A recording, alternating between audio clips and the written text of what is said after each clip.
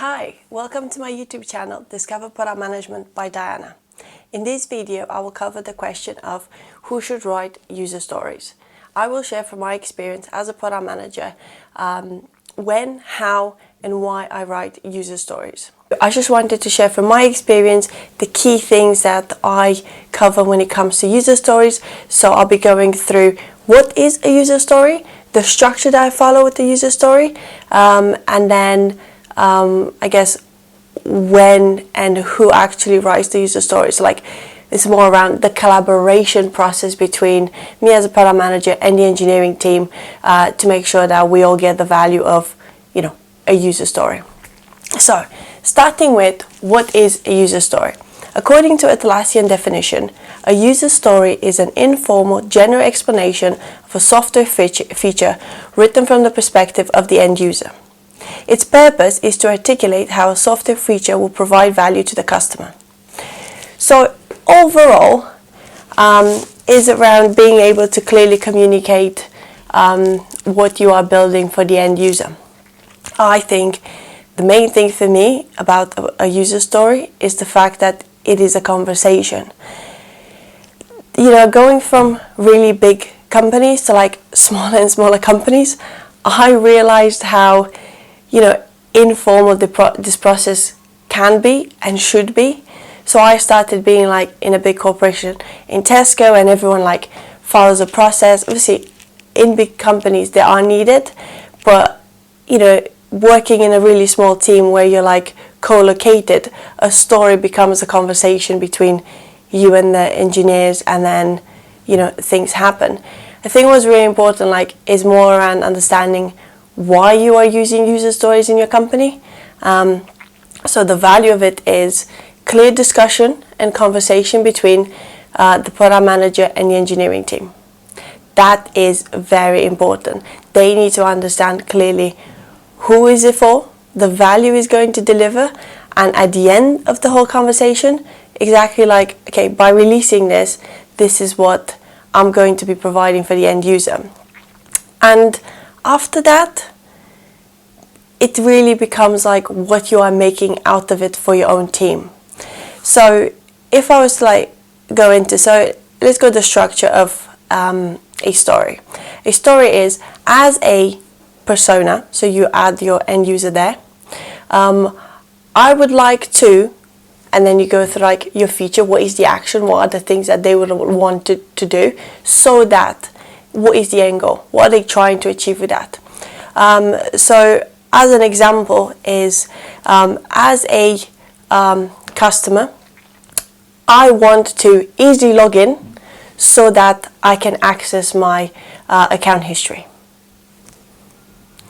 You clearly have who is this for, and obviously this depends. This story could be for obviously a customer, but it could also be for an internal user. It could be for, this structure is flexible enough to be for anyone. Even if you are for example, leading a service team, you should always say who are you providing the service for. When it comes to the question of who actually writes the story, I think for me is more around the process. So the most important part of it, of having a story, is the conversation. So it's 100% the responsibility of the product manager to be able to bring in the opportunity and the description of the feature. So prioritizing and discussing, okay, this is what we want to build for the end user, this is why, and this is what is expected, is definitely the product manager needs to initiate that and drive that, and then be there to answer any specific questions. Then for me, which means is the structure as a, I would like to, so that. It's definitely, the product manager driving that.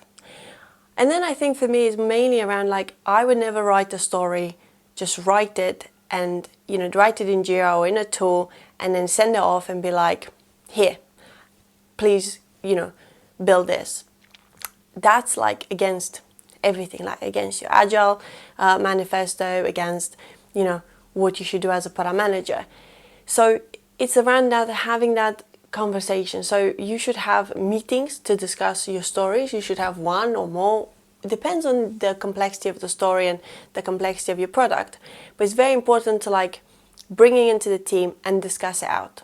So for me, the most important part is having that discussion around what you're trying to build, why, who you're building it for, and what are the expectations.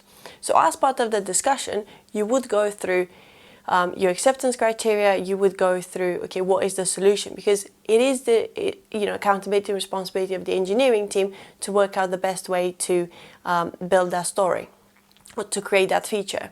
And it's a lot of like a back and forth.